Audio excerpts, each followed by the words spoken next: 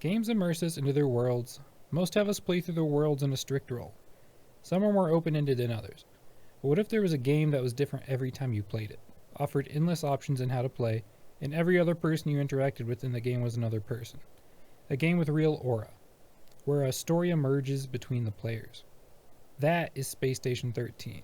There are many places to play it, most are free, but among them, one of the most interesting and integrated into multiple platforms is MonkeStation, a server hosted by Twitch streamer the Duke of Ook. I believe that understanding what makes this community tick is an excellent way to learn to build one's own community or multimedia game platform.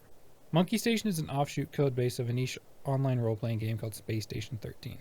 MonkeStation, run and branded by the Duke of Ook, a Twitch streamer and online community leader, is like other codebases of Space Station 13. It plays out like a crew of spacemen working a shift on a spacecraft. Players will role-play crew members of the station, performing the duties of the role that they are assigned at round start. Players can customize their character as much as they like. They can be nearsighted, claustrophobic, light-sensitive. They can be nimble, fast, really good at getting into lockers and out of lockers. They can customize their gender, their hair color, their skin color, what race they are. They can be a Skaven. They can be a machine life. They can be a cat person. They can be a dwarf, a plant person, many more. Players are also able to opt into and out of jobs, as well as antagonist roles in their character customization. Players are assigned roles on a lottery system, and if a player desires a role, they opt in, or select how high of a priority each role is for them. And the server will randomly assign characters to fill roles based on the desire and job importance to the station's operation. An engineer would be higher than an assistant. Each shift on the station, a map layout selected by votes from the players from the previous round. Then the server will make a pass on the map to distribute random items in areas that don't require static items. Examples of that are maintenance tunnels, the mining planet, space ruins if you're exploring. And once that's done, players are notified of their assigned role and spawn onto the station in their workspace. Meanwhile, to generate an interesting shift, the server's thinking about what it could do. It assigns a game mode, a game master if you want to call it that, and what it does is give that game master a certain amount of points to spend on threats to the station. These threats can range from space wizards, syndicate operatives, xenomorphs, like in that movie, traitors, saboteurs, corporate spies, dragons, pirates, or sun-extinguishing blood cults. All these threats are player-controlled, selected from either living crew members or spectating players. Once these threats have run their course with the crew emerging victorious, or they've absolutely trashed the station beyond repair, leadership roles among the crew are able to call the emergency shuttle, so that surviving crew members can board and get taken back to the relative safety of the Nanotrace Central Command, which is the corporate overlords of Space Station 13. Once docked, credits roll letting the players know that they no longer have to be in character. And there's a text box that reveals which players were antagonists. Space Station didn't begin as this fleshed out game though. It was created on the Beyond open source game engine in 2003 by a single developer named XADV1, who was creating features to test the limits of the then new Beyond engine. Beyond as an engine is two-dimensional. It's over the top. You play it like Pokemon or early Final Fantasy games. You have grid-based movement and item placement. The difference being that Beyond was well suited for MMO applications. It's massively multiplayer. And Space Station is just that. MonkeStation in particular frequently sees over 100 players on its shifts. Space Station is a game that went open source when its code was leaked in 2008. And since then, development has been largely community driven. Fans are able to add game features like pixel art, maps, roles, antagonists to the game. MonkeStation in particular was first forked from another station codebase, B Station, in early 2021, and relaunched as MonkeStation 2.0 in 2023, now forked from a different codebase, TG Station. Since 2023, development of MonkeStation has been driven strongly by Ook's bounties for game features, and community engagement driving developers to their platform. MonkeStation has recently gone beyond Space Station 13, launching a medieval RPG server called Vanderland, with in-game lore that ties it into the Space Station 13 server as well. The Duke of Ook has curated their platform primarily on the VoIP, or Voice over Internet Protocol messaging service, Discord. Ook began streaming on Twitch in August in 2020, and following suggestions by their viewership, created a Discord community less than a week later. Ook began posting YouTube videos in December of the same year, and began posting Space Station 13 content recorded on a popular Space Station 13 codebase, Goon Station, in February of 2022. This continued until a video in March teased the launch of a new codebase featuring Ook's own space station server, MonkeStation. It would be coming to the public on April 11th of that year. This cycle's continued of Ook streaming MonkeStation content, recording it, and having it edited and then posted to YouTube. There have been some small changes since 2022, but overall this is how the community has been structured since its inception. Now we have some bases to cover regarding platforms that MonkeStation is on. Firstly, Discord, which is the main platform here, is a communication software that launched in 2015. It allowed users to get together in groups or one-on-one voice chat, send each other messages with text, share links, and images. In 2016, Discord launched Nitro, a subscription that allowed users to bypass some bandwidth limiting features like sending larger files, improving voice bitrate in their voice servers. In 2017, Discord added video calling and screen sharing, which was their biggest update yet. This was a massive leap that pushed Discord past large first-party professional applications like Skype, extending their features beyond what the Microsoft-owned application could do. The last major update to Discord, introduced in 2023, forum features, were added to the platform, something that the members of MonkeStation use heavily to support development of their game server. This allows users to not only send messages and text channels, but organize information in sensible, non-timeline derived ways. YouTube, if you're not aware, is a video sharing platform that allows users to upload their own recordings and share them with others. It features text comments below the videos where users can react and give feedback to the video poster. Twitch is a live streaming service that allows content creators to go live with footage from games and other visual elements composited into one video feed. Its main difference from a video sharing platform like YouTube is that it is live and features a live chat bar on the side next to the video stream. This allows viewers to chat directly with one another live and the video streamer. This drives engagement with the content and the streamer, and it's become one of the most popular platforms for live content on the web, though recently YouTube Live has been seeing more views. MonkeStation has attracted an audience thanks to the efforts of Ook putting time and media out to attract people to his community. Part of this is because of the divergent nature of the game.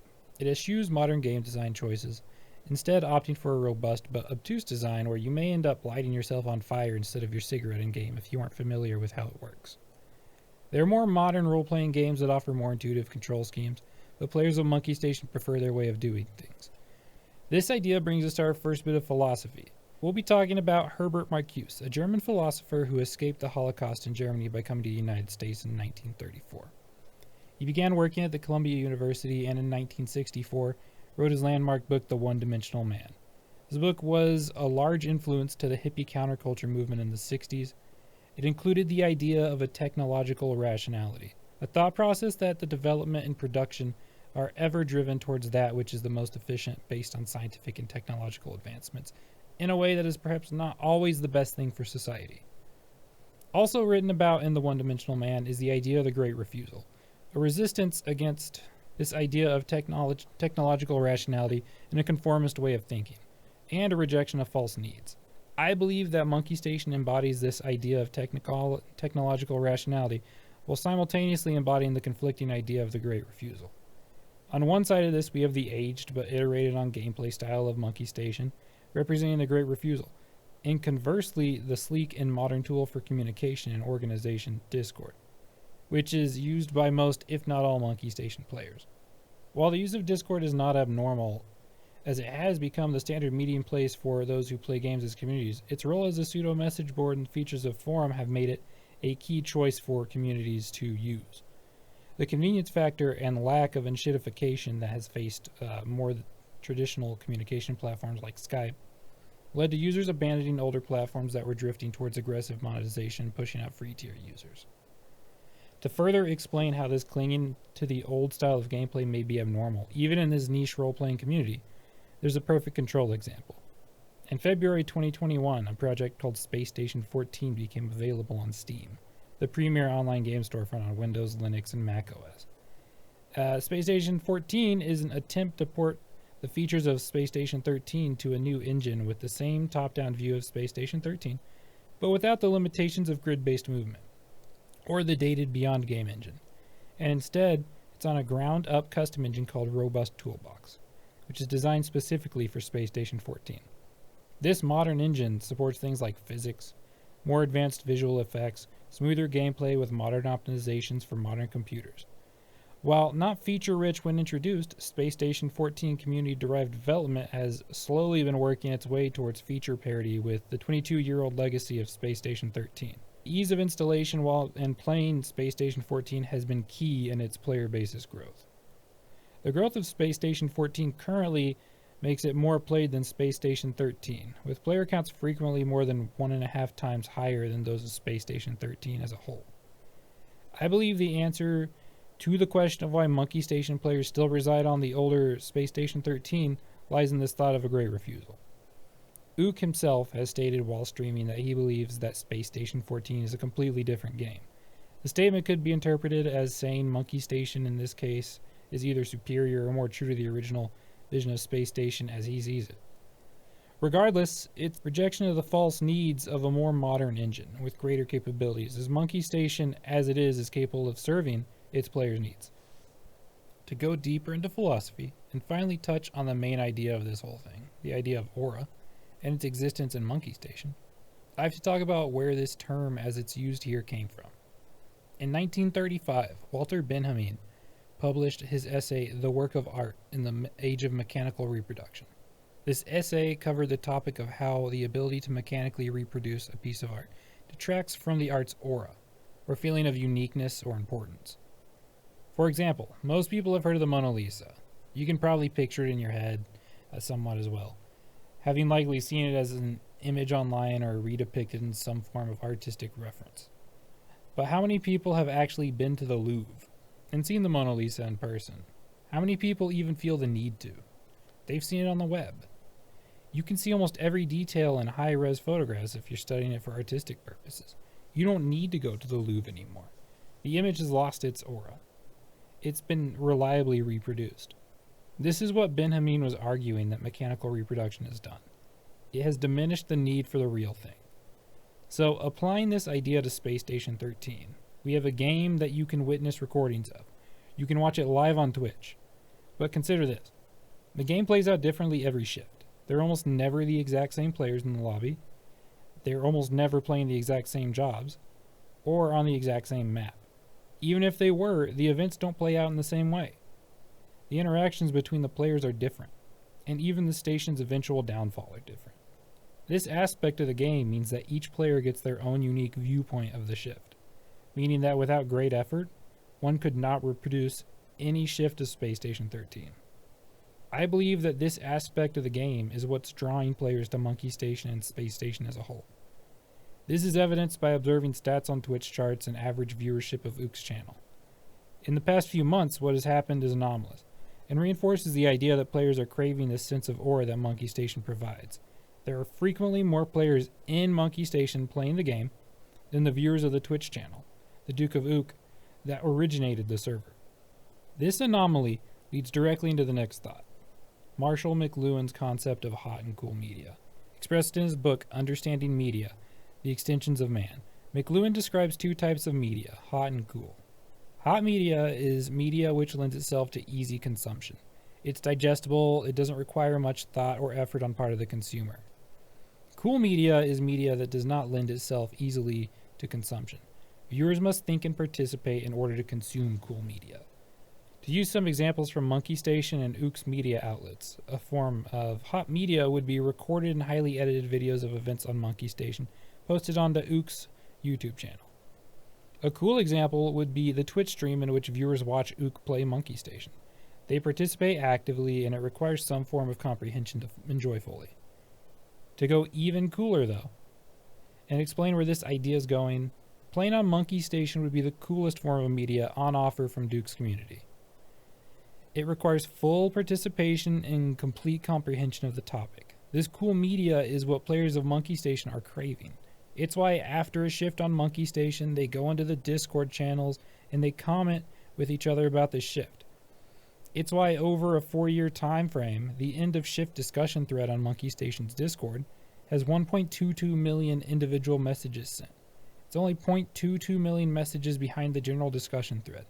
It's also posted more often, meaning it's catching up every month and will likely eclipse it in less than a year's time at the rate messages are being posted. What this illustrates is that players are playing the game. Then after each round, if they had moments they really enjoyed or disliked or wanted to know more about, they're delving into the media and asking each other for further information and sharing. This direct engagement with the media is the key to understanding just why Ook's MonkeStation is one of the highest visited Space Station 13 servers on Beyond's server browser. It is the window that allows understanding of what element of the community has driven the participants to support the server. Players are having such a deep experience that they're seeking every bit of information that they can from the shift they had just experienced themselves. They want to get every viewpoint they possibly can and understand as much as possible.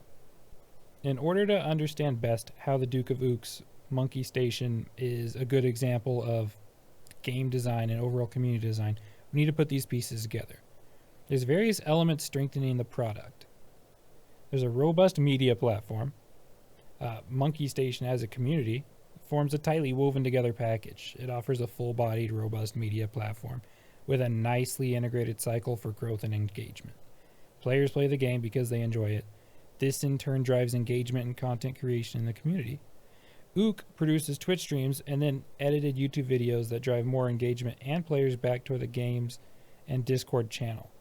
This loops back into the community engagement and video cycle, growing gradually over time. The items needed for this all to work are firstly an engaging and fun to play game, especially one that drives players that want to know more than what they are able to experience themselves. There's a few key elements to making this engaging game. One is that it requires a strong rule set that features engaging gameplay. Two, it has to have intriguing mechanics that cannot be understood over the course of one or even many rounds of gameplay. Three, you have to have a removal of negative elements that do not serve to improve the above points.